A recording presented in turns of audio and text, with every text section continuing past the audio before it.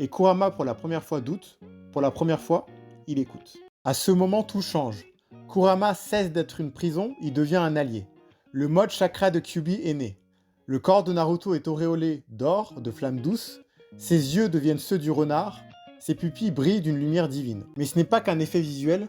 Sa vitesse devient hallucinante. Son chakra est si puissant qu'il guérit les autres. Il peut détecter les sentiments négatifs. Il devient un pilier lumineux pour l'armée des shinobi. Ce n'est pas juste une transformation, c'est un signal.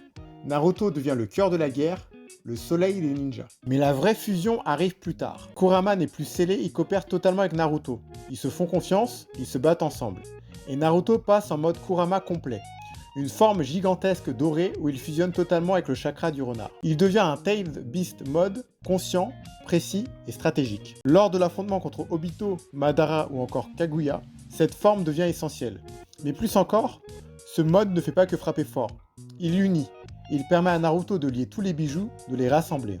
Il n'est plus un porteur de démons, il est le pont entre toutes les créatures. Et plus tard, dans Boruto, on y découvre l'ultime forme, le Baryon mode. Un mode suicidaire où Kurama fusionne son propre chakra avec celui de Naruto dans une réaction nucléaire. Cette forme est infernale de puissance, elle écrase Ishiki, réduit son espérance de vie, déforme le temps de combat. Mais elle a un prix malheureusement, la vie de Kurama. Et c'est là que tout se boucle. Kurama, autrefois prison, autrefois haine, sacrifie sa vie pour Naruto. Pour conclure, Naruto ne devient pas plus fort parce qu'il dompte Kyuubi, il devient plus fort parce qu'il lui parle, parce qu'il le comprend. Le mode Kurama, c'est la victoire de l'humanité sur la haine.